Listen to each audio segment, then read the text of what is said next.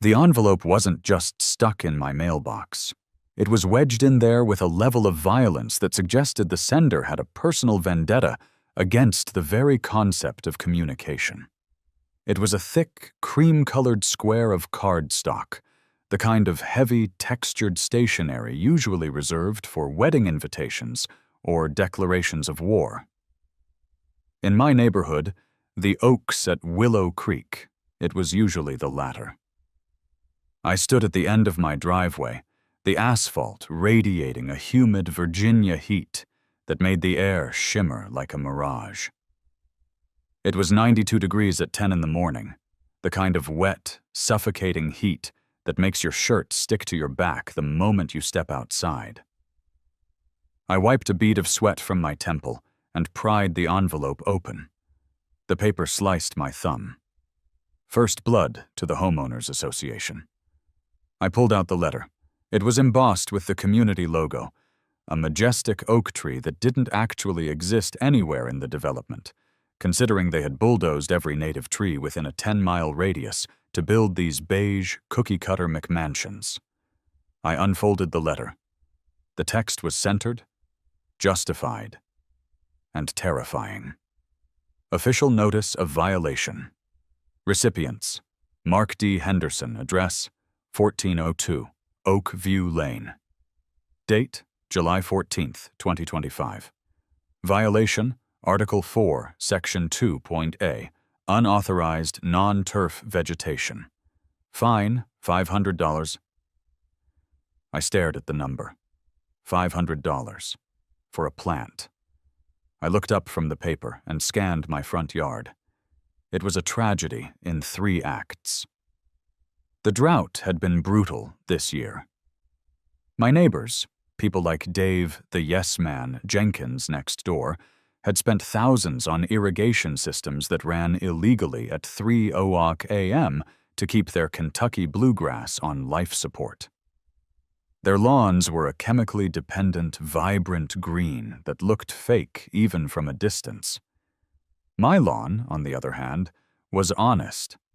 It was brown, it was dormant, it was crispy, except for one spot. Near the mailbox, right where the sprinklers didn't reach, there was a patch of life. It was about 4 feet wide, a lush, soft explosion of green leaves and tiny white flowers. Clover. Dutch white clover. It had drifted in on the wind, taken root in the clay soil, and thrived where the expensive sod had surrendered. It was buzzing with life, literally. 3 fat bumblebees were stumbling drunkenly from flower to flower. It was the only happy thing on my property. $500, I muttered to the bees. You guys better be making gold honey. It's a Class B violation, Mark. I didn't need to turn around. I knew that voice. It sounded like a bandsaw cutting through a chalkboard. It was a voice that could curdle milk and cancel happy hour. I took a deep breath, counting to 3. 1, 2. Don't go to jail today, Mark. 3. I turned slowly. Brenda was standing on the sidewalk, positioned exactly 3 inches from my property line, honoring the boundary like a vampire who hadn't been invited in. Brenda was the president of the HOA, a position she held with the tyrannical grip of a dictator in a floral blouse. She was wearing her summer uniform, beige capri pants, a white polo shirt tucked in with military precision, and a visor that was pulled down low enough to shade her eyes but not her sneer. She held a clipboard against her chest like a shield. "Good morning, Brenda," I said, trying to inject a level of casual neighborliness into my voice that I definitely didn't feel. "Hot one out here, isn't it?" "The heat is no excuse for negligence," Brenda said. She didn't sweat. I was convinced she was reptilian. She tapped her pen against the clipboard. Tap, tap, tap. A rhythm that echoed the pounding headache starting behind my eyes. "Did you receive the correspondence?" "I got the ransom note, yes," I said, holding up the heavy cardstock. $500? Brenda, we talked about this last week. It's clover.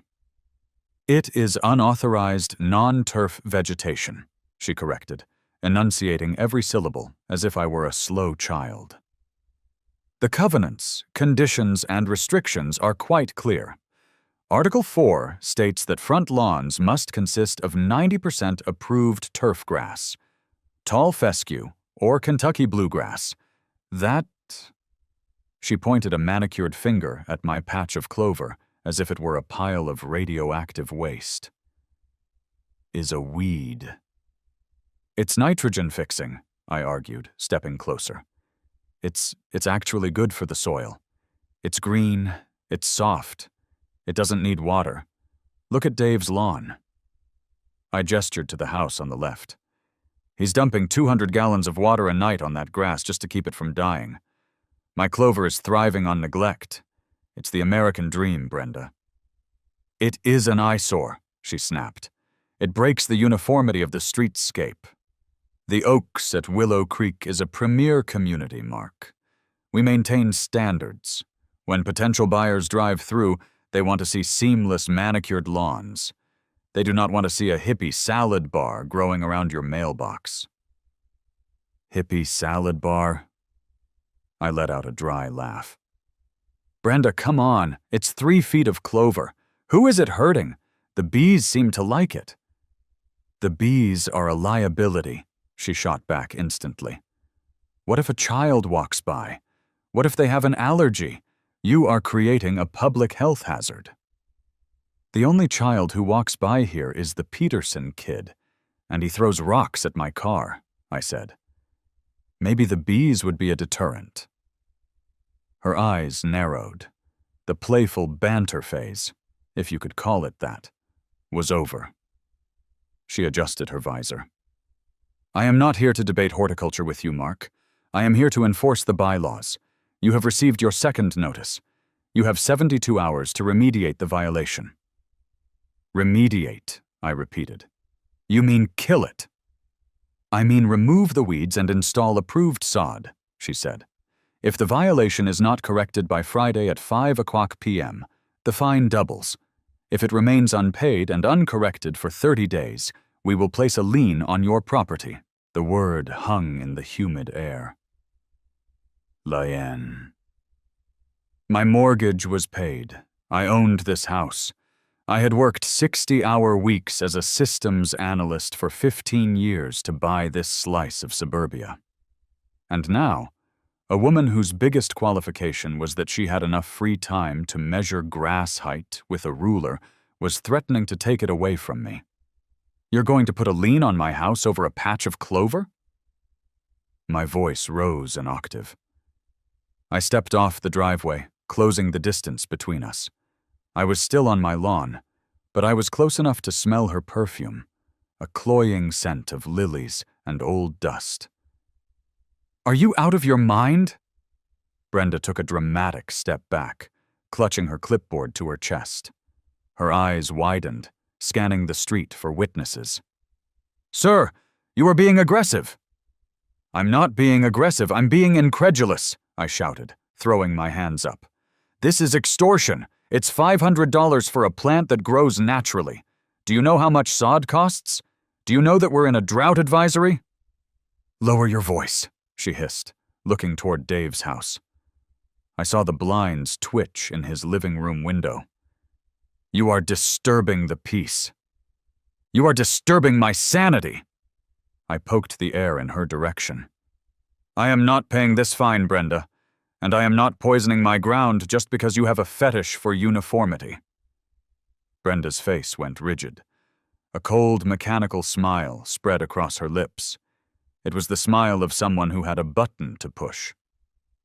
I tried to be reasonable, she said, her voice dropping to a theatrical whisper. I tried to be a good neighbor, but I see you are determined to be a problem. She reached into her pocket and pulled out her phone. It was in a pink glitter case that clashed horribly with her soul. She tapped the screen, her eyes locked on mine. What are you doing? I asked. "I am contacting the authorities," she said. "I feel threatened. You are a large man, Mark. You are shouting. You are advancing on a female board member. I have a duty to protect myself." "I haven't left my property," I yelled, looking down at my feet. I was firmly on the crispy brown grass. "I'm 6 feet away from you." "Operator," Brenda said into the phone, her voice suddenly trembling, transforming instantly into the victim. "Yes, I need an officer at 1402 Oakview Lane immediately. I have a resident who is belligerent. He is screaming at me. I think he might hit me. Please hurry."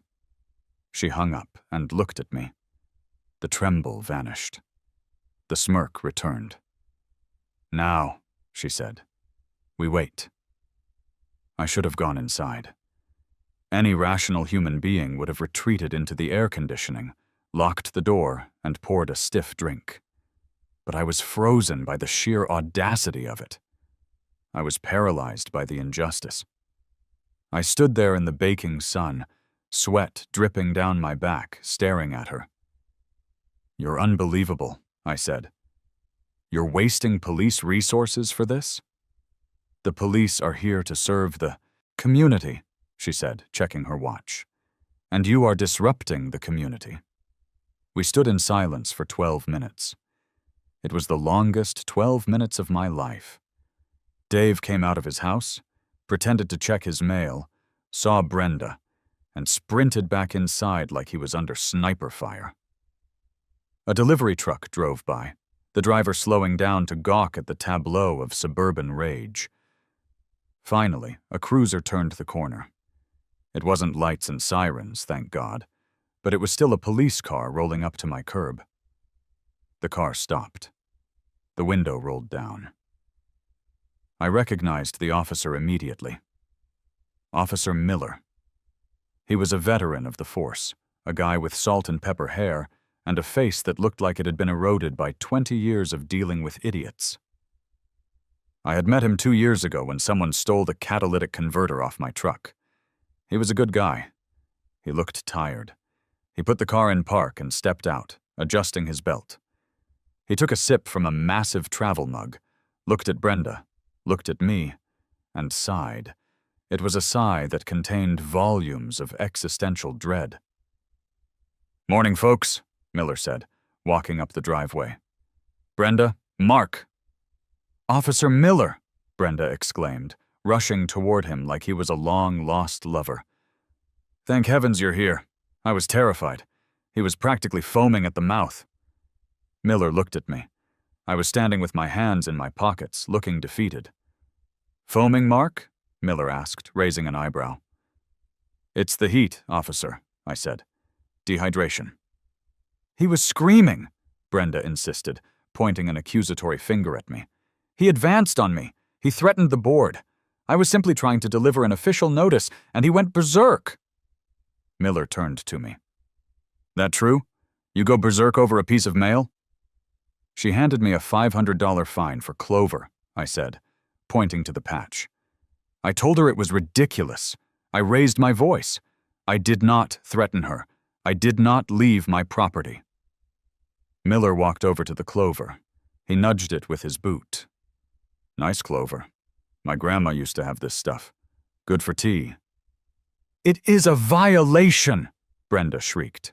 "Code 4.2A, and his behavior is a violation of the Code of Conduct." Miller rubbed his temples. He turned to Brenda. "Ma'am, look. I've told you this before. The police department is not the enforcement arm of the HOA. Unless he punches you or threatens to burn your house down, this is a civil dispute. Being loud is not a crime. Being angry about a fine is not a crime. Hell, I'd be angry too." Brenda bristled. She drew herself up to her full height of 5'4". "Are you refusing to assist a citizen in distress?" "I'm assessing the situation," Miller said calmly. "And I assess that 2 adults are arguing about grass. Mark, stay on your property. Don't yell at her. It's not worth the blood pressure spike." He turned to Brenda. "Brenda, stop baiting him. Deliver your mail and move on. If you call 911 for a lawn dispute, Again, I'm going to cite you for misuse of emergency services. We have actual crimes to solve. Someone stole a riding mower on 4th Street this morning." Brenda's mouth opened and closed like a fish. She wasn't used to being told no. She was used to being the ultimate authority. "This is unacceptable," she sputtered. "I will be contacting the precinct captain." "You do that," Miller said, walking back to his car. "Tell the captain I said hi. He hates HOAs, too." Miller paused at his car door and looked at me. He winked. "Get rid of the Clover, Mark. It's not worth the headache. She's got nothing better to do. You have a job. You lose the war of attrition every time." He got in and drove away. I was left alone with Brenda again. The victory felt hollow. Miller was right. I had a life. She had a clipboard. Brenda straightened her shirt. She composed herself. She looked at me with cold, dead eyes. "You think you won," she said softly. "I think we both just wasted 30 minutes of our lives," I said. "You have 72 hours, she said. "Friday at 5:00 p.m. If that clover isn't gone, and if there isn't fescue sod in its place, I will authorize the landscaping committee to do it for you. We will bill you for the labor. We will bill you for the materials. And we will add an administrative fee. It will cost you $2,000. "You can't do that," I said. "That's trespassing." "Read the bylaws, Mark," she said, a wicked gleam in her eye. Section 9. Right of abatement. The HOA reserves the right to enter private property to remedy violations that affect community value.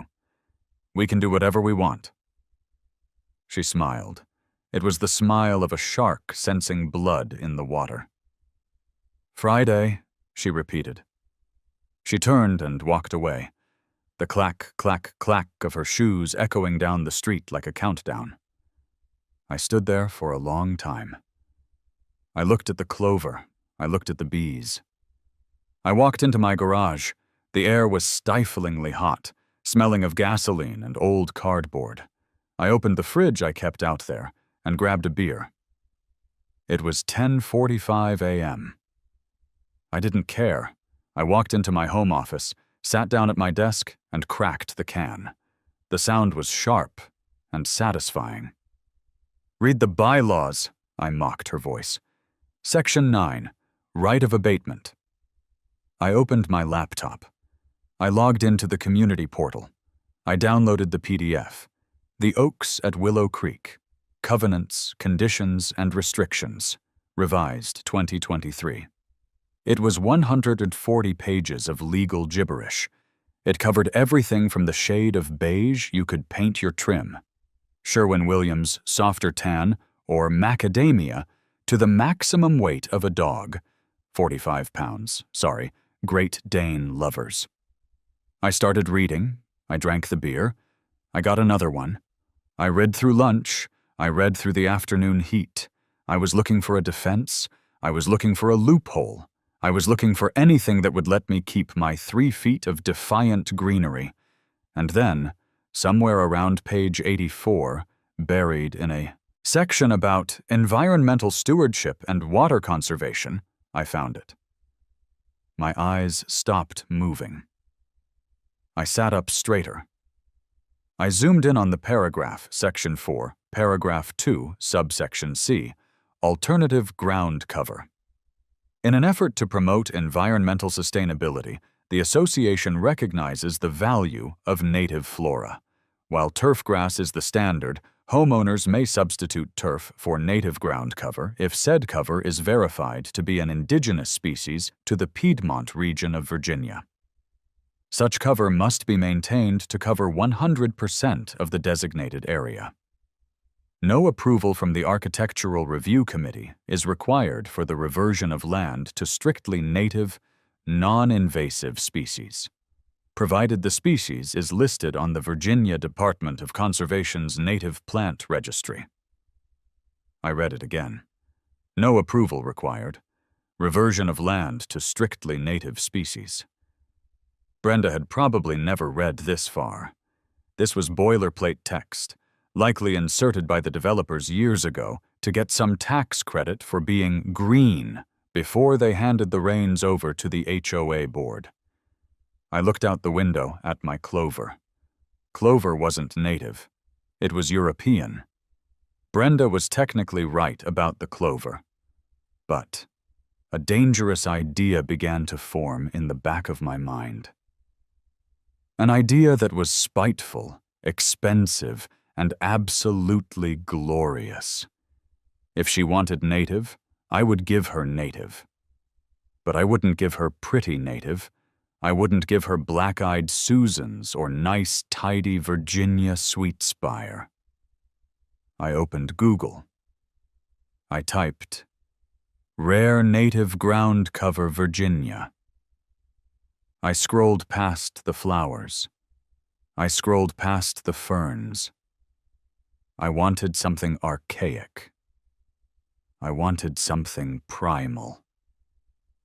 And then I saw it, Thuidium shenandoan, the Shenandoah velvet moss. It was listed on the Federal Endangered Species list. It was incredibly rare. It was highly sensitive. And according to the map, it was indigenous to exactly my county. I clicked on the Legal Protections tab. Under the Endangered Species Act of 1973, it is a federal offense to damage, remove, or disturb the habitat of Thuidium shenandoan. Civil penalties up to $25,000, criminal penalties up to $50,000, and imprisonment. I leaned back in my chair. A slow grin spread across my face. Brenda wanted to use the rules? Fine. We'll use the rules. But we're not just using the HOA rules anymore. We're going to bring in the federal government. I needed a phone. I needed a contractor who didn't ask questions. I needed someone who could get me endangered moss by Friday. I picked up my phone and dialed a number a friend in landscaping had given me years ago. A guy named Gus. He was rumored to be the kind of guy who could find anything. Rare orchids, out-of-season truffles, or potentially illicit fungi. The phone rang. It went to voicemail. "This is Gus. I'm in the dirt. Leave a message." "Gus," I said. "This is Mark Henderson. I need to buy a wetland. I need the ugliest, most legally protected moss you can find. And I need it installed in 48 hours. I'm paying cash." I hung up.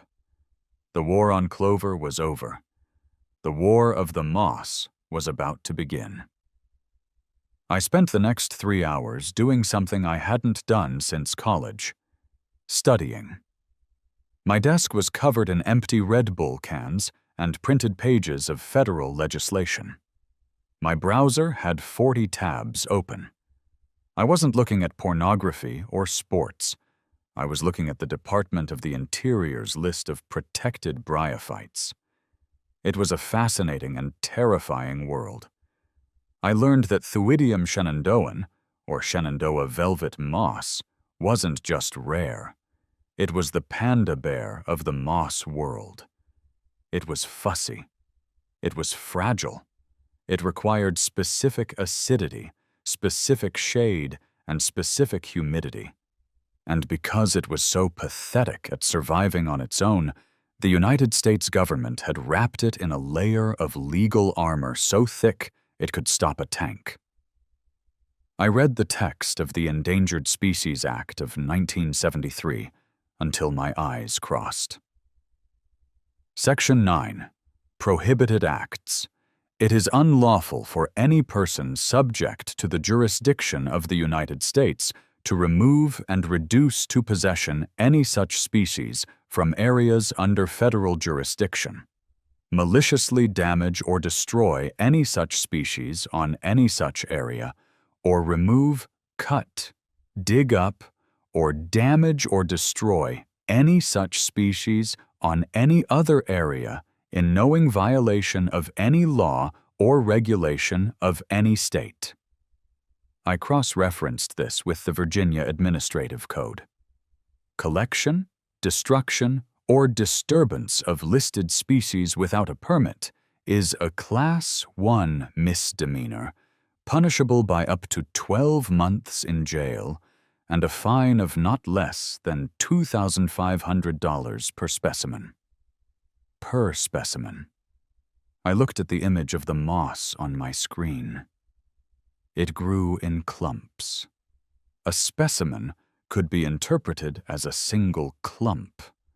If I covered my yard in this stuff, and Brenda took a rake to it, she wouldn't just be breaking a rule. She would be committing a massacre. I leaned back, linking my fingers behind my head. It was perfect. It was the nuclear option. But a nuclear option requires a launch code, and I didn't have one. I needed the moss. I checked my phone. No missed calls. Gus hadn't called back. I started to panic. It was Wednesday afternoon. Brenda's deadline was Friday at 5:00 p.m.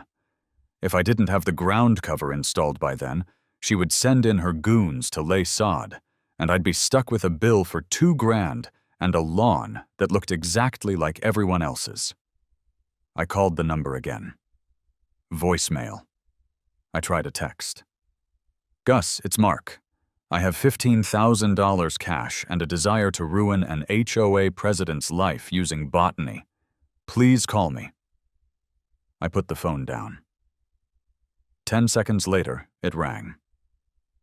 You had me at ruining the HOA, the voice on the other end said. It sounded like a cement mixer gargling gravel. Gus? Yeah. Who's this? Mark Henderson. I got your number from Sarah at the University Extension office.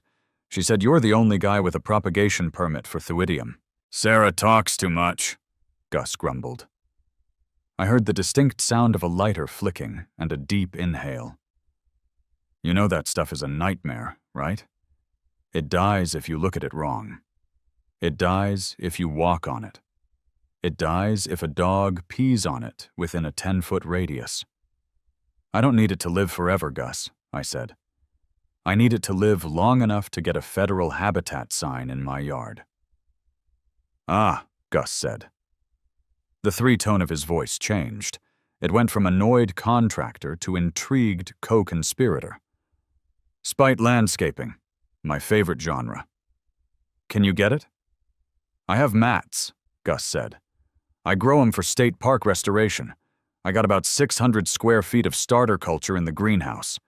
It's ugly as sin, Mark. It looks like a wet hairball. Does it meet the criteria for native ground cover under the county statute? Technically, yeah. It's indigenous to the Piedmont foothills. It's older than the dinosaurs. How soon can you be here? I'm finishing a job in Manassas. I can swing by in an hour to look at the site, but I warn you, my truck leaks oil.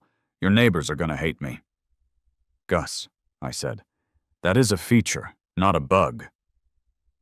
An hour later, the sound of an approaching catastrophe echoed through the subdivision. The Oaks at Willow Creek was a quiet neighborhood.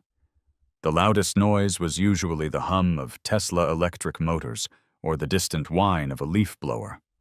What turned onto Oakview Lane sounded like a tank dying of emphysema. It was a Ford F-350. The year was indeterminate, mostly because the body panels were 3 different colors: primer gray, rust red, and a fading forest green. The exhaust pipe was held on by what looked like coat hangers, and it was belching a cloud of blue smoke that hung in the stagnant air. The truck rumbled down the street, rattling the windows of the pristine houses. It slowed down in front of my house and mounted the curb with one tire before coming to a shuddering halt. The engine died with a loud bang that sounded like a gunshot. I saw Mrs. Gable 3 doors down drop her watering can. The driver's door groaned open. Gus stepped out. He was a mountain of a man, maybe 5'8", but almost as wide. He wore denim overalls with no shirt underneath, revealing a tapestry of sunburn and chest hair. He had a beard that reached his sternum, tangled and wild, possibly housing small birds. He was wearing boots that had clearly been used to kick boulders. He looked at my house.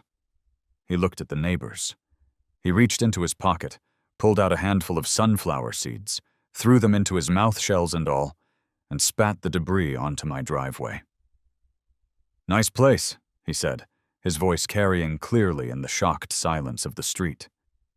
"Smells like repression." I walked out to meet him.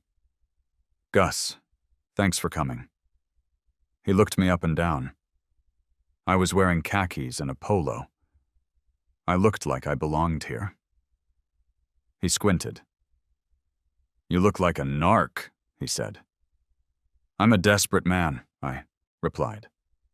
"Come look at the yard." We walked over to the patch of clover. Gus knelt down.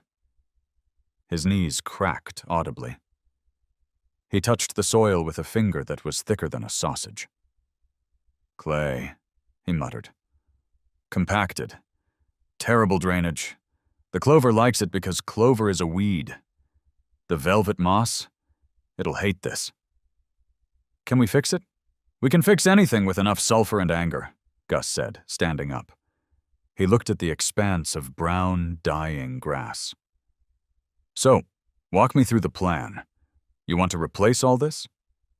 "The bylaw says I can substitute turf for native ground cover if it covers 100% of the designated area," I recited. "Brenda, the HOA president, wants me to put in fescue. I want to put in something she can't touch." Gus nodded slowly, chewing his seeds. "The velvet moss carries a critical habitat designation. Once I lay the mats and log the GPS coordinates with the Fish and Wildlife Service, which I have to do as part of my permit, this yard becomes federal land, essentially. If she steps on it, she's committing a felony." "That's the goal." "It's gonna cost you," Gus said. He turned and looked at the house across the street. A curtain twitched. Gus waved. The curtain snapped shut. "I gotta strip this topsoil. I gotta bring in an acidic peat mixture. I gotta lay the mats. And I gotta install an irrigation misting system because this stuff needs moisture, not soaking." "How much?" "15 grand, Gus said without blinking. "Cash, half up front." My stomach did a little flip. $15,000. That was my savings. That was the trip to Italy I had been promising myself for 3 years. That was a new car. I looked down the street. I saw Brenda's white SUV turn the corner. She slowed down as she passed my house. She stared at Gus. She stared at his truck. She stared at the oil stain forming on the asphalt. She rolled down her window. "Excuse me," she called out. "Sir, you cannot park a commercial vehicle of that condition on the street. It's an eyesore." Gus turned slowly. He looked at her. He didn't say a word. He just slowly chewed his sunflower seeds, worked up a mouthful of saliva, and spat a stream of brown liquid onto the tire of his own truck. Brenda gasped. She rolled up her window and sped off. I looked at Gus.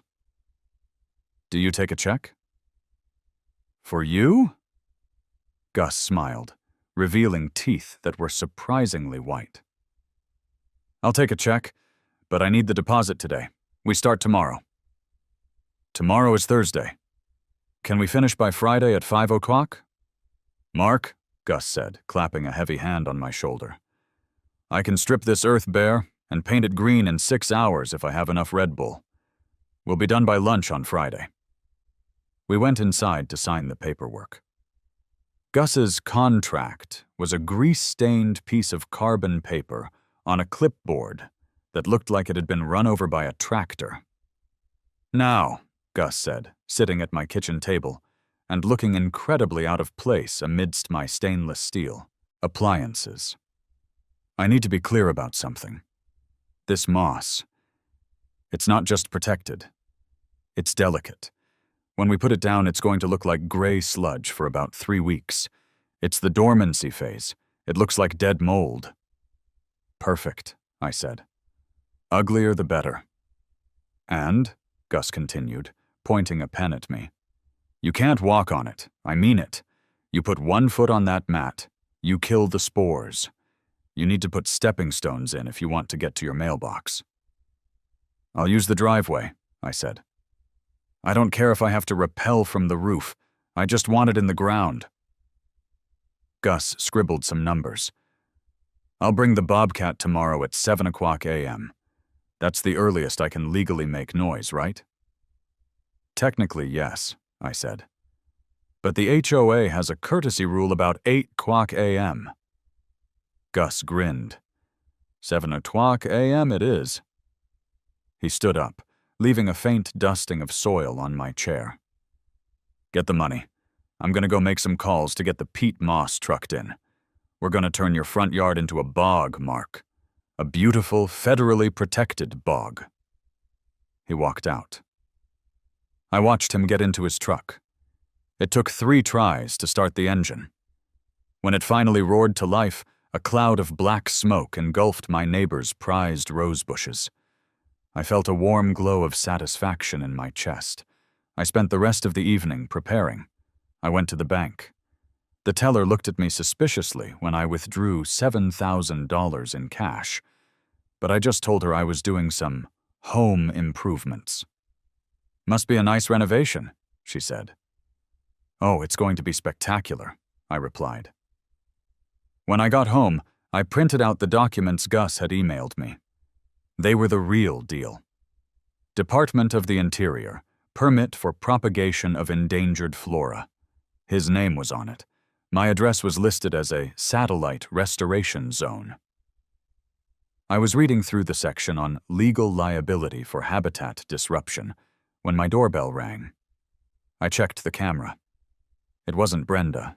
It was Dave from next door. The yes man. I opened the door.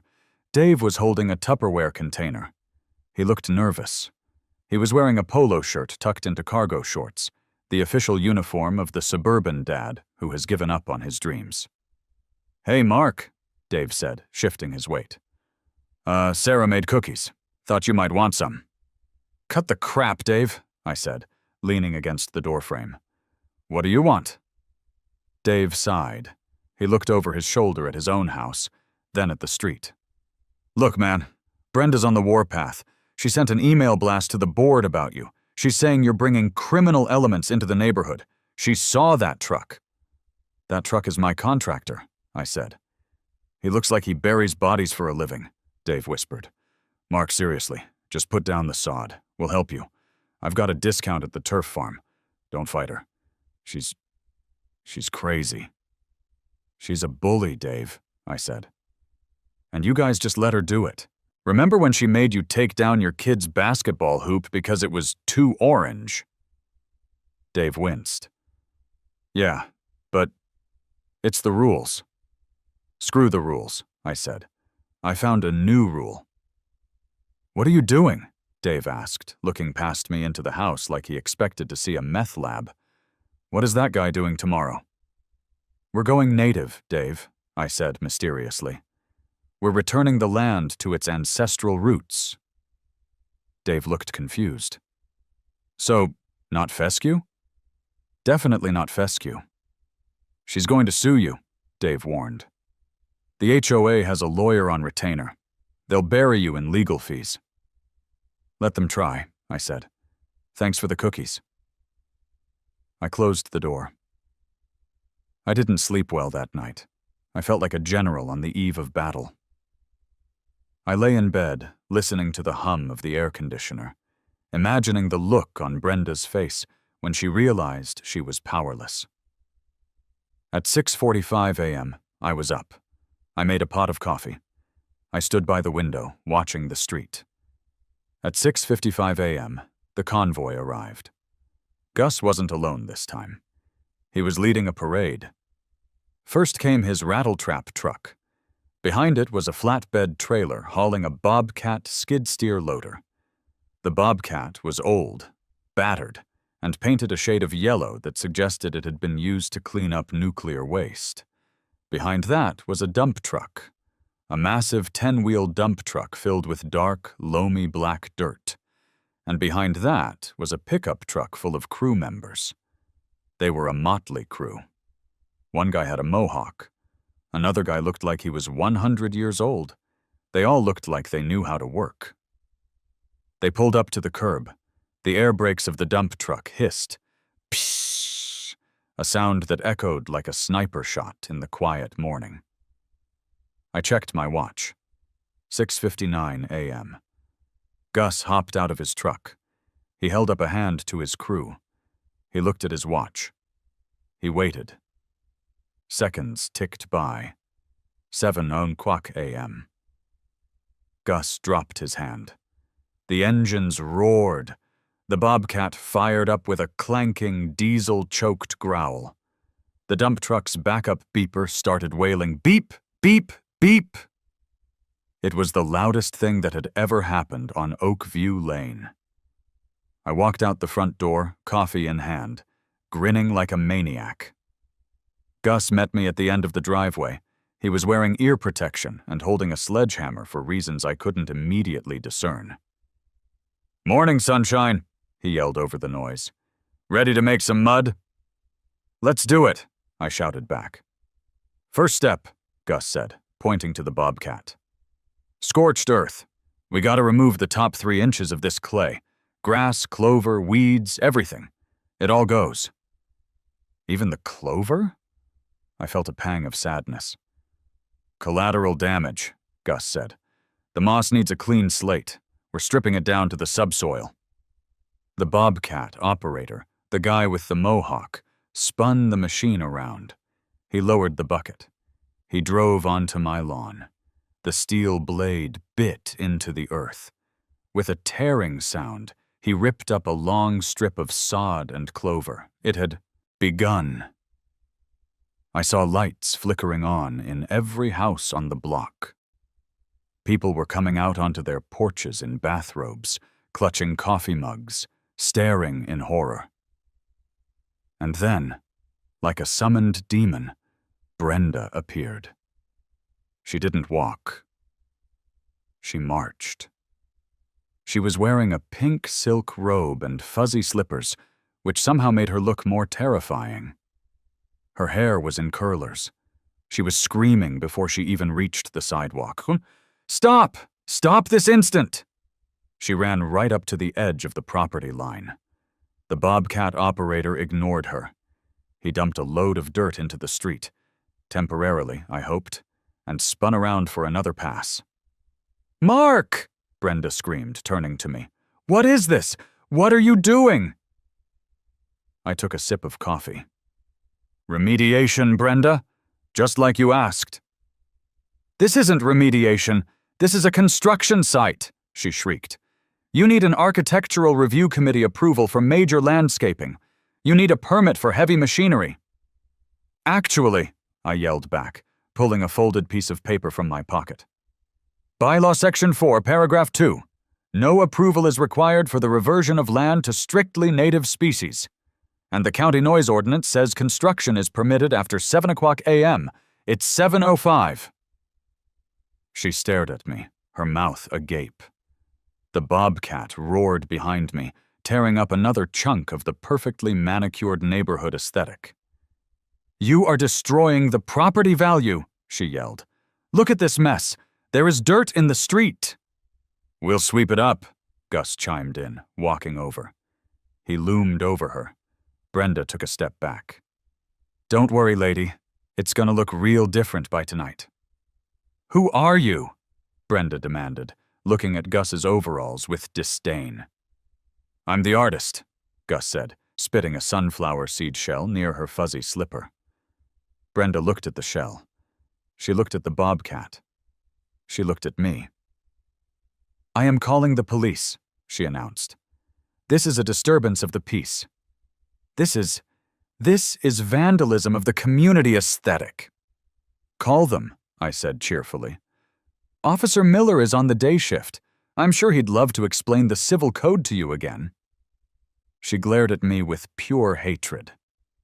"You will regret this, Mark. I will fine you for every clod of dirt on this road. I will fine you for the noise. I will fine you for the ugly truck. I will bankrupt you." Get in line, I said. Gus already has my check. She turned and stormed back to her house.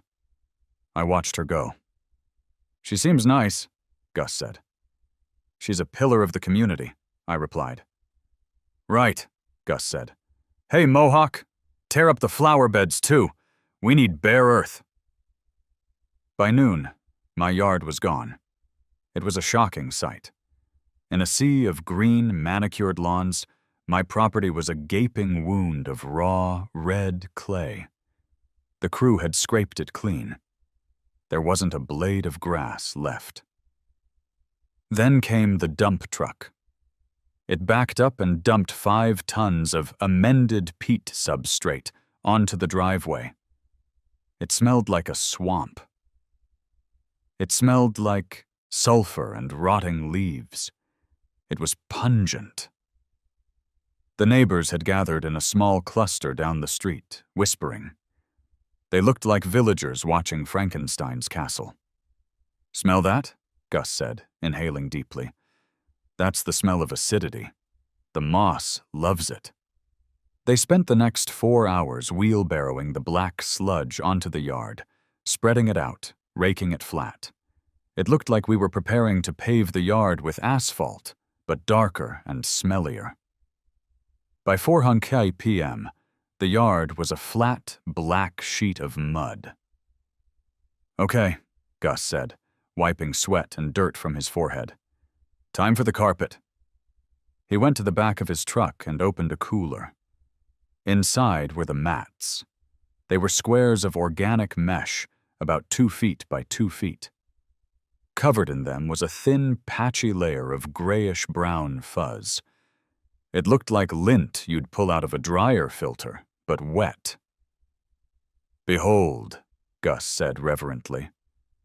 Thuidium shenandoan. The velvet moss. It's hideous, I said, genuinely impressed. It's dormant, Gus corrected. It's sleeping. We wake it up with the mist. They began to lay the mats. They pinned them into the black mud. They worked with surprising delicacy, joining the seams so it looked like one continuous sheet of gray mold. By 6 p.m., it was done. My yard looked like a parking lot made of old blankets. It was gray, it was brown, it was wet. It was absolutely, undeniably, the ugliest thing in the county. Gus set up a temporary misting system, a series of hoses and nozzles on spikes that created a fine fog over the yard. There, Gus said, standing back and admiring his handiwork. In 48 hours, the spores will begin to adhere to the substrate. In 2 weeks, you'll see the sporophytes pop up. They look like little hairs. It'll stay brown for a while, then turn a nice, deep, rotting olive color. And the paperwork? I'm filing the GPS coordinates tonight, Gus said. By Monday, this is on the federal map. He handed me the invoice for the balance. I wrote him the check. You're a crazy son of a bitch, Mark, Gus said, shaking my hand. His grip was like a vice. I like it. Thanks, Gus. He loaded up his crew. The convoy rumbled away, leaving a trail of black dirt and diesel fumes. I stood alone on my driveway. The sun was setting, casting long shadows over the gray mats. The misting system hissed softly. Brenda came out of her house. She had a camera. She walked down the street, stood on the sidewalk, and took a picture of my yard. She lowered the camera and looked at me. She was smiling. "You call this landscaping?" she shouted. "It looks like a sewage spill." "It's native," I shouted back. "It's a violation," she yelled. Section 8, Maintenance of Aesthetics. Yards must present a neat and attractive appearance. That is an abomination. Expect the fine on Monday. She turned and walked away. I looked at my gray, wet, protected swamp. "Just you wait, Brenda," I whispered. "Just you wait." I went inside, grabbed a beer, and sat by the window, watching the mist settle over my $50,000 trap. The moss lay there, silent and ugly, waiting for a victim. The weekend passed in a haze of humidity and high-stakes horticulture.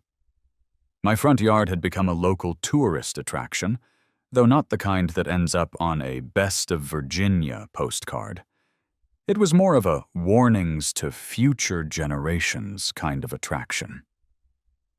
People would drive slowly past the house, slowing their Teslas and their Tahoes to a crawl, staring out the window with expressions ranging from confusion to open hostility. The gray mats that Gus had pinned to the black mud didn't look like plants. They looked like a massive, discarded art project made of dryer lint and despair. The misting system hissed rhythmically, psh, psh, psh, keeping the whole mess damp and glistening. It smelled, too. The amended peat substrate Gus had used was rich in organic material, which is a polite way of saying it smelled like a bog that had just burped. It wasn't a sewage smell exactly. It was the scent of deep, ancient decay. It was the smell of the Jurassic period. On Monday morning, I was sipping coffee on the porch, admiring the desolation, when the inevitable happened. Brenda arrived. She didn't come alone this time. She had an entourage. Walking beside her was a man in a polo shirt so tight, I was worried about his circulation. He was holding a camera with a telephoto lens. This was Kevin, the head of the Architectural Review Committee, ARC. Kevin was a man who measured grass height with a laser rangefinder. They stopped at the edge of the driveway. Kevin lifted the camera and started snapping photos like he was documenting a crime scene. "Morning, Kevin," I called out. "Make sure you get my good side." Kevin lowered the camera. He looked at the yard, then at me. "Mark, what the hell is this?" "It's the remediation," I said, descending the porch steps but stopping safely on the concrete. Brenda asked for native ground cover. This is it. "This isn't ground cover," Kevin said, gesturing at the wet gray mats. "This is... I don't even know what this is. It looks like a fungal infection." "It's Thuidium shenandoah," I said proudly. "It's in the dormant establishment phase. Give it 2 weeks. It's going to be breathtaking." "It smells like a latrine," Brenda interjected, waving a hand in front of her nose. "This is intolerable, Mark. You have replaced a few weeds with a biological hazard." "It's nature, Brenda," I said. "It's the smell of the earth healing itself." "It is a violation of Section 8, Aesthetic Maintenance," Brenda snapped. "The bylaws clearly state that all landscaping must present a neat, attractive, and well-maintained appearance consistent with the community standard. This?" She pointed a manicured nail at the swamp. "This is hideous. It is dragging down the property values of the entire block. The Robinsons across the street are trying to sell their house. How are they supposed to host an open house with this across the street?" "Maybe they can market it as a view of a nature preserve," I suggested. Kevin stepped forward. "Mark, look. We can't have this. It's not just ugly, it's practically industrial. You have hoses everywhere. You have mud running into the gutter. We're going to have to cite you." "Cite away," I said. "But just so you know, I've already registered the site coordinates with the Department of the Interior. You might want to be careful where you step." Kevin scoffed. "Department of the Interior? Mark, this isn't Yellowstone. It's a cul-de-sac in suburbia. Stop playing games. You have 24 hours to remove this debris and lay sod, or we start fining you for every day it remains." "I can't remove it," I said, my voice dropping to a conspiratorial whisper. "It's federally protected now. I'm just the steward. Brenda rolled her eyes so hard I thought they might get stuck. You are delusional. Come on, Kevin. We have enough evidence for the lien. They walked away. Kevin took a few more photos over his shoulder, shaking his head. An hour later, the email notification pinged on my phone. Notice of violation. Level 3. Nature. Creating a public nuisance. Unsightly debris. Failure to maintain aesthetics. Fine. $1,000. Remedy. Immediate removal of unauthorized materials. I didn't delete it. I printed it. I added it to the file folder labeled The Trap. Week 1 passed. The moss began to change. Gus was right. It didn't turn green. It turned weird. The gray mats seemed to dissolve into the mud, and in their place, thousands of tiny hair-like stalks began to rise. They were a brownish olive color, topped with little capsules that looked like alien eggs. The texture of the yard shifted from wet blanket to diseased velvet. It was, objectively, the ugliest thing I had ever seen. It looked like the ground had a rash, but it was alive. And more importantly, it was bonding. Gus stopped by on Wednesday night to check the progress. He parked his truck in the driveway this time, ostensibly to check the irrigation, but mostly to annoy Brenda. He knelt down at the edge of the mulch bed and peered at the moss through a jeweler's loupe. Beautiful, he whispered. Look at those sporophytes. They're happy, Mark. They love this peat. It looks like goblin vomit, Gus, I said, standing over him with a beer. Yeah, but it's healthy goblin vomit, Gus said, standing up. The root system is establishing. In another week, you couldn't tear this up without taking 6 inches of soil with it. The HOA is fining me $1,000 a day, I said. Gus laughed. Let 'em fine you. Have they threatened to abate yet? Not yet. Just fines. Give it time, Gus said. They can't stand to lose. They'll try to come onto the property. That's when we get 'em. He handed me a metal stake. It was heavy, attached to. It was a metal sign, red and white, with the official seal of the U.S. Department of the Interior. Critical Habitat Area. No trespassing. Protected species. Thuidium shenandoah violators. Subject to prosecution under 16 U.S.C. Search 1531. Put this in the middle, Gus said, right where they can see it. Make it impossible for them to claim ignorance. I walked into the center of the yard, stepping carefully on the few flagstones we had laid down for access. I drove the stake into the soft, black earth. It stood there like a flag of conquest. Perfect, Gus said. Now we wait for the explosion. The explosion came 2 days later, on Friday.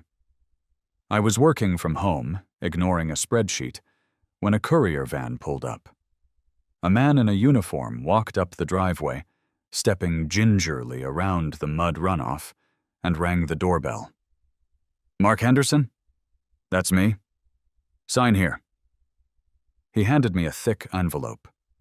It wasn't from the HOA management company. It was from a law firm. Patterson, Finch and Associates. I signed for it. The courier left. I took the envelope into the kitchen and opened it with a steak knife. It was a legal demand letter. Dear Mr. Henderson, we represent the Oaks at Willow Creek Homeowners Association. You are currently in violation of multiple covenants regarding property maintenance, aesthetic standards, and the prohibition of nuisance materials. Despite repeated warnings and fines, you have failed to remedy the condition of your front yard, which is currently covered in an unidentified, decaying organic matter that emits a foul odor and negatively impacts the community welfare. This letter serves as a final notice. Under Article 9, Section 3 of the CCR's Right of Self-Help Abatement, the association is authorized to enter any lot to abate a violation that the owner refuses to correct. The cost of such abatement will be assessed to the owner. The association has contracted Green Earth Landscaping to restore your property to community standards. This work is scheduled to commence on Wednesday, July 24th at 8:00 a.m. A crew will remove the debris and install approved fescue sod. You are hereby ordered not to interfere with the contractors. Any interference will result in legal action and potential police involvement.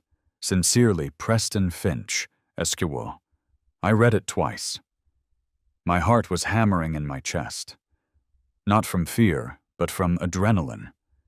They were actually going to do it. They were going to invoke self-help abatement. It was the HOA equivalent of a SWAT raid. They were going to forcibly landscape my yard. I picked up the phone and called Gus. "They took the bait," I said. "They're coming?" Gus asked. "Wednesday, 8:00 a.m.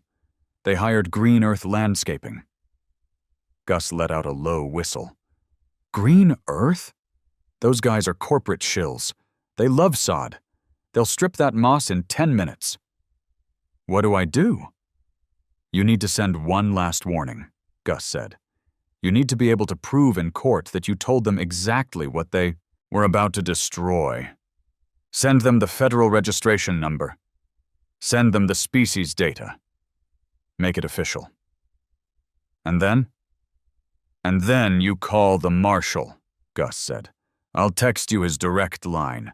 His name is Agent Reynolds. He's a hard ass. He hates developers. Tell him you have an imminent threat to a Class A habitat." "Will he come out for a lawn dispute?" "Mark," Gus said, his voice deadly serious. "To these guys, it's not a lawn dispute. It's poaching. It's destruction of government resources. If you tell him a landscaping crew is coming to bulldoze a registered site, he'll bring the cavalry." I spent the rest of the day drafting the email. I wanted it to be perfect. I wanted it to be the kind of document that would be read aloud in a courtroom while Brenda sobbed into a tissue. 2. The Board of Directors.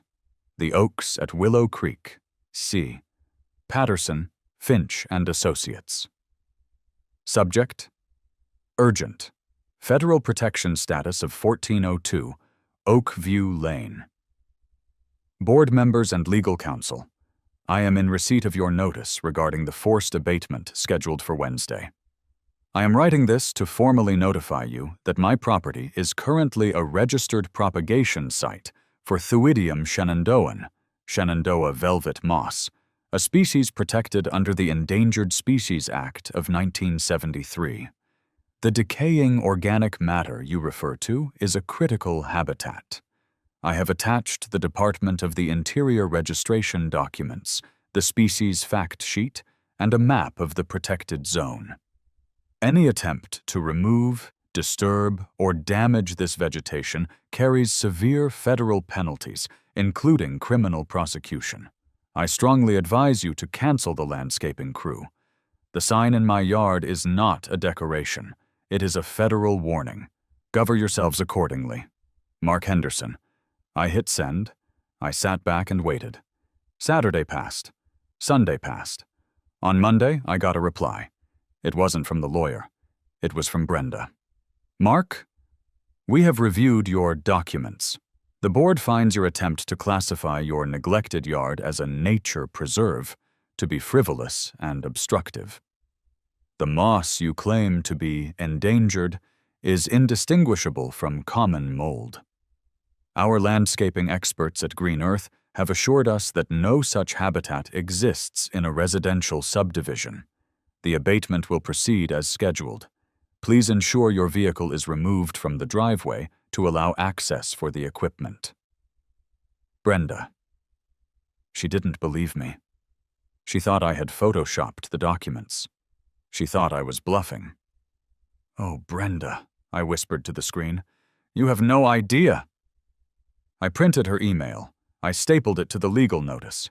I put it all in the folder. Then I called the number Gus had given me.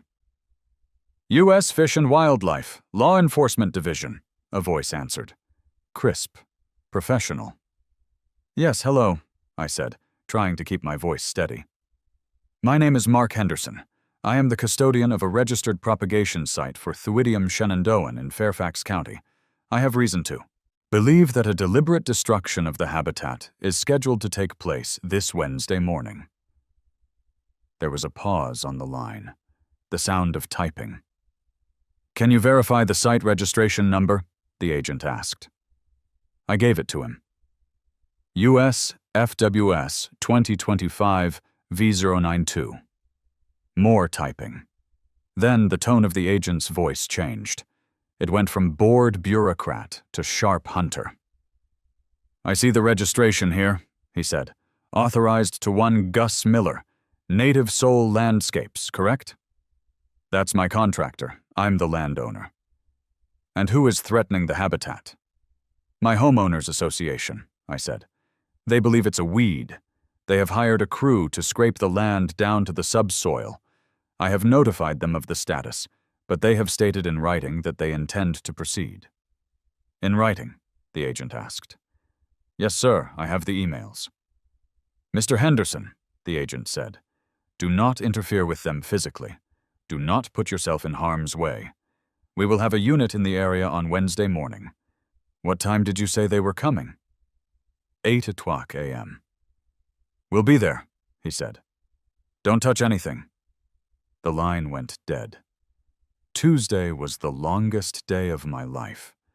The neighborhood was buzzing. Word had gotten out that the abatement was happening. It was the suburban equivalent of a public execution. People were excited. I saw Dave trimming his hedges. He looked over at me, shaking his head. You should have just planted the fescue, Mark, he called out. Now you're going to pay double. We'll see, Dave, I said. We'll see. I spent the evening watering the moss. The misting system hissed in the twilight. The moss looked particularly repulsive tonight, a deep, bruised purple-brown under the streetlights. The spore stalks were standing tall, swaying in the gentle breeze. I felt a strange affection for it. It was ugly, yes, but it was my ugly. It was a living, breathing middle finger to conformity. I went to bed early, but I didn't sleep. I lay there staring at the ceiling, listening to the hum of the refrigerator and the distant sound of cars on the highway. At 7:00 a.m. on Wednesday, I woke up. I showered. I put on my suit. If I was going to watch the world burn, I wanted to look like I was in charge of the fire. I made coffee. I stood by the front window. At 7:45 a.m. the enemy arrived. It was a convoy. Brenda led the way in her white SUV, looking like a general leading the charge. Behind her was the Green Earth landscaping truck, a massive polished vehicle with a trailer. On the trailer sat a bright orange excavator. They parked on the street. The air brakes hissed. Doors slammed. I saw Brenda get out. She was holding a clipboard. She was smiling. She pointed at my house. She pointed at the yard. The Green Earth foreman hopped out. He was a big guy in a neon yellow vest. He looked bored. He walked around the truck and started unchaining the excavator. I checked my watch. 7:50 a.m. Where was the marshal? I felt a seed of panic in my stomach. What if they didn't come? What if Gus was wrong? What if they just let them scrape it all away and then sent a fine later? Once the moss was gone, the evidence was gone. I walked out onto the porch. "Good morning, Brenda," I called out. She looked up. Her smile was blinding. "Good morning, Mark. Please move your truck. The crew needs the driveway." "I really think you should reconsider this, Brenda," I said, leaning on the railing. "Remember the email?" "The fake email?" She laughed. "Mark, it's over. Just let the professionals do their job. By tonight, you'll have a lovely green lawn, and we can all move on." "It's going to be expensive," I warned. "Oh, I know," she said. "For you." She signaled the foreman. "Go ahead. Rip it out." The foreman signaled the operator. The excavator engine roared to life. Vroom! I scanned the street. No black SUV, no government plates. Just Dave looking out his window, and Mrs. Gable watching from her porch. The excavator clanked off the trailer. It turned toward my yard. The tracks chewed up the edge of the curb. My heart was pounding so hard I thought it would crack a rib. Come on, I thought. Come on. The excavator rolled up the driveway. The operator lifted the bucket. He positioned it over the center of the yard, right over the biggest, ugliest patch of moss. "Take it all!" Brenda screamed over the engine noise. "Every bit of it!" The bucket descended. I closed my eyes. And then I heard it. Whoop, whoop! It was a short, sharp siren blast. Not a police siren. Something deeper. Something angrier. I opened my eyes. A black Chevrolet Tahoe with tinted windows had pulled up silently behind the landscaping trailer. It had government plates. Blue lights were flashing in the grille. Two doors opened simultaneously. Two men stepped out.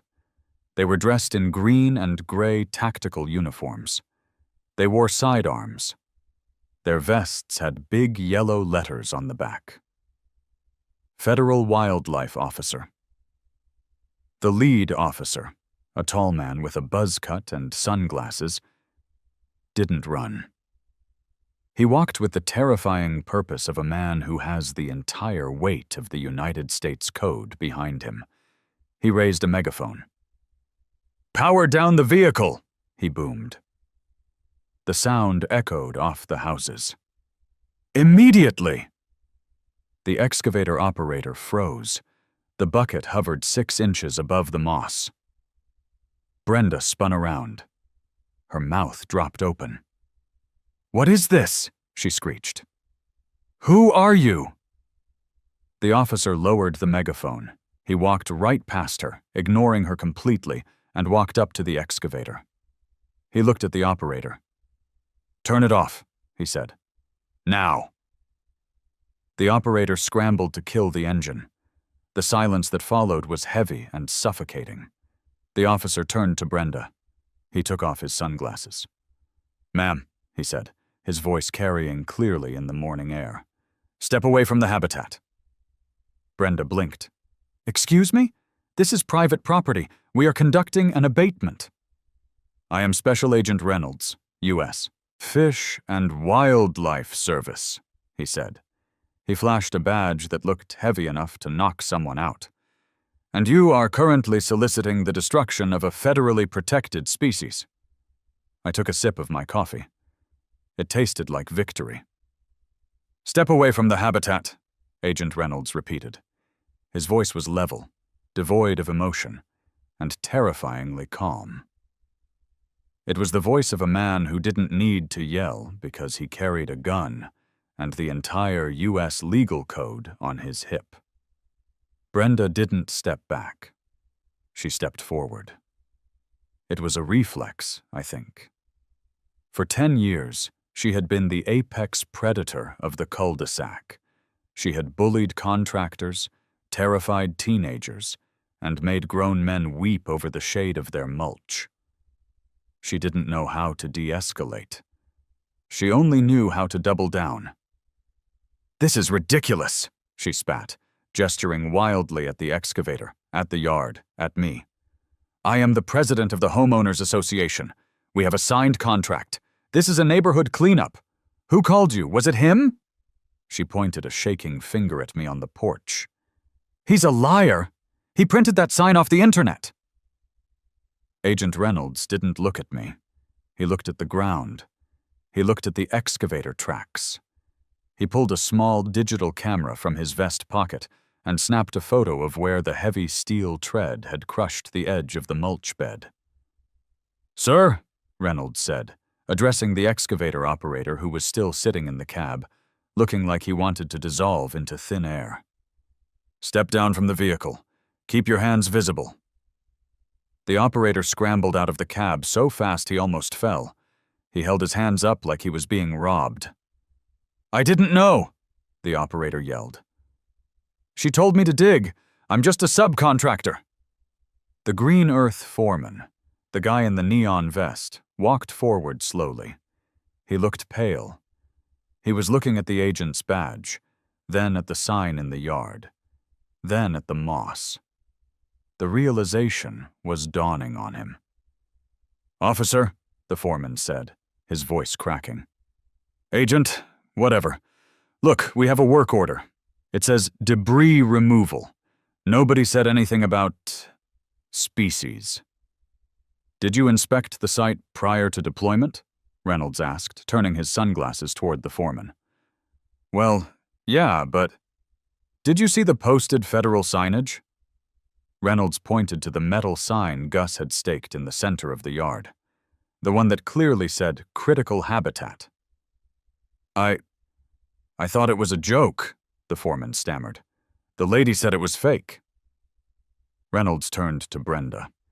He took a slow step toward her, invading her personal space in a way that made her clutch her clipboard like a life preserver. "Ma'am," Reynolds said, "did you instruct this crew to ignore a posted Department of the Interior warning marker?" "It is a joke!" Brenda shrieked. Her face was turning a blotchy red. "It's moss! It's brown, ugly moss! Look at it! Does that look like a national treasure to you? It looks like mold! I am removing a blight on this. Community!" She made a fatal error then. In a fit of frustration, she stomped her foot. She stomped it right onto the edge of the nearest moss mat. She ground her heel into the soft, gray-brown fuzz. "It's just dirt!" she yelled, grinding her shoe. The silence that followed was absolute. Agent Reynolds didn't shout. He didn't tackle her. He simply reached for his radio. "Dispatch," he said calmly into his shoulder mic. "I have an active 16 USC violation in progress. Suspect is belligerent and currently engaging in direct habitat destruction in front of a federal officer. Requesting local PD for transport assistance." He looked at Brenda. "Ma'am, stop moving. Do not lift your foot." Brenda froze. "What?" "You are currently standing on a specimen of Thuidium shenandoah," Reynolds said, pulling out a tape measure. "Do not move. I need to document the crush depth." You're arresting me?" Brenda whispered. The reality was finally piercing her armor of entitlement. For stepping on grass? For knowingly destroying the critical habitat of an endangered species after being warned, Reynolds corrected. "That stomp you just did? That's a take. Under the Act, a take includes harassing, harming, pursuing, hunting, shooting, wounding, killing, trapping, capturing, or collecting. You just wounded it." He knelt down and took a picture of her shoe in the moss. "That's likely a $25,000 step, ma'am," he said, standing back up. Brenda's knees buckled. She didn't fall, but she swayed. 25,000? Per specimen, Reynolds added helpfully. "And since you ordered the heavy machinery..." He looked at the excavator. He looked at the tracks. He looked at the foreman. "I'm going to need to impound the excavator for forensic analysis to see how many spores were transferred to the treads." The foreman let out a sound that was half whimper, half scream. "Impound that's a $100,000 machine. I'm renting it." "It's evidence now," Reynolds said. At that moment, a second car arrived. It was Officer Miller, the local cop, the one who hated HOAs. Miller got out of his cruiser. He looked at the scene. He looked at the federal agents. He looked at Brenda, who was hyperventilating near the mulch. He looked at me on the porch. I raised my coffee mug. Miller shook his head and suppressed a smile. He walked over to Reynolds. "Agent, need a hand?" "Suspect is under arrest for violation of the Endangered Species Act," Reynolds said. "I need her transported to the federal holding facility in Alexandria. I have to stay here and secure the scene for the biologists." "Biologists?" Brenda squeaked. "Yes, ma'am," Reynolds said. "We have a team coming from the university to do a census of the survivors. Every damaged stalk will be added to your indictment." Miller walked over to Brenda. He pulled out his handcuffs. "Brenda," Miller said gently, "turn around." "You can't do this," Brenda sobbed. "I have a brunch at 11 Unkuk. I have a board meeting tonight." "I think you're going to miss those," Miller said. Click, click. The sound of handcuffs latching onto Brenda's wrists was the most beautiful symphony I had ever heard. It was better than Mozart. It was better than the Beatles. It was the sound of justice. As Miller led her to the cruiser, she saw me. She stopped. Her eyes were red, her mascara running. "You did this!" she screamed at me. "You planned this! You're a monster!" "I'm an environmentalist, Brenda," I called back. "I'm saving the planet, 1 yard at a time." They put her in the back of the car. Dave, the vice president, who had been hiding behind a bush, tried to sneak back into his house. "Hey!" Agent Reynolds barked. "You in the khakis!" Dave froze. "Me?" "You're on the HOA board, correct?" Reynolds asked, consulting his notepad. "David Jenkins?" I'm just the VP," Dave stammered. "I just take the minutes. I didn't vote for this. Well, I voted, but Brenda made me."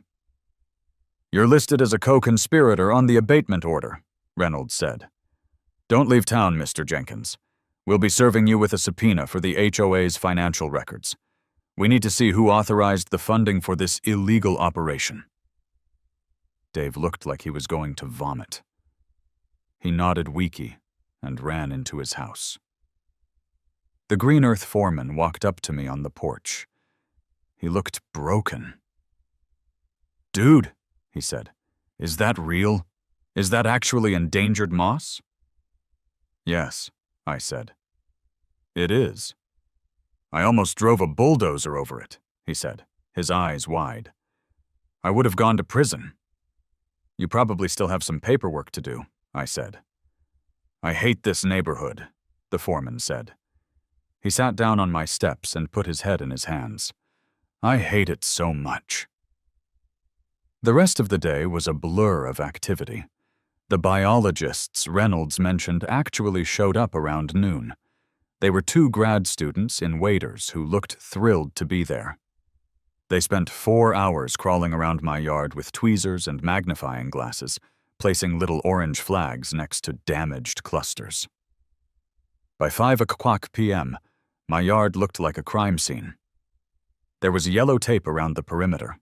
There were orange flags everywhere. And in the center, standing tall and proud, was the sign. Critical Habitat. I ordered a pizza. I sat on the porch. I watched the sun go down over the most expensive, most protected, ugliest patch of dirt in Virginia. I was free. The fallout wasn't immediate. It was a slow, crushing avalanche of consequences. Brenda spent 24 hours in federal holding. She was released on bail, but the conditions were strict. She was ordered to stay at least 500 feet away from any federally designated critical habitat.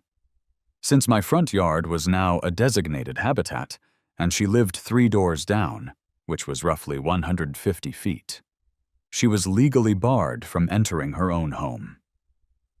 She had to stay at a Motel 6 off the interstate for 3 weeks while her lawyer petitioned for a variance. But the real carnage was financial. The fines were astronomical. Agent Reynolds hadn't been joking. The take provision of the Endangered Species Act is brutal. They charged her for the harassment of the habitat, the stomping. They charged the HOA for the attempted destruction, the excavator. They charged the landscaping company for negligence. The initial civil penalty levied against the Oaks at Willow Creek Homeowners Association was $150,000. But it didn't stop there. Because Brenda had acted in her official capacity as president, and because the board had voted to approve the abatement, the HOA's insurance policy was triggered. The insurance company, statewide liability, took one look at the police report, specifically the part that said, "criminal violation of federal law," and sent a letter that basically said, LOL, no. Insurance covers accidents. It covers negligence. It does not cover the willful commission of a federal crime by a board officer. They denied the claim. The HOA was on the hook for the full amount, plus the legal fees for Brenda's defense, which the bylaws required them to pay, plus the remediation costs to restore the damaged moss, which involved Gus coming back out with tweezers and billing them $500 an hour. The total bill came to just over $250,000. The HOA had $42,000 in its reserve fund. They were insolvent instantly. An emergency community meeting was called at the rec center. I didn't go. I didn't need to. I heard about it from Dave, who came over to my house the next day, looking like a man who had survived a war. They dissolved the board, Dave said, standing on my driveway, careful not to step on the moss. All of them? I asked. Everyone, Dave said. Brenda is out. I resigned. The treasurer moved to Ohio in the middle of the night. We have to do a special assessment. How much? $2,000 per household, Dave said, rubbing his face. To pay the federal fines. Everyone hates her, Mark. I mean, they hate you too, a little bit. But they really hate her. She cost everyone $2,000. I didn't fine anyone, I said. I just planted a garden. Yeah, well, Dave looked at the moss. It was turning a deep, rich olive color now. It was actually kind of interesting looking, like a velvet painting. At least we don't have to worry about grass height anymore. The management company quit. We don't have an HOA right now. It's anarchy. Sounds peaceful, I said. Brenda eventually moved back in, but she was a ghost. She never came outside. If she saw me, she would duck behind a hedge. She put her house on the market 2 months later.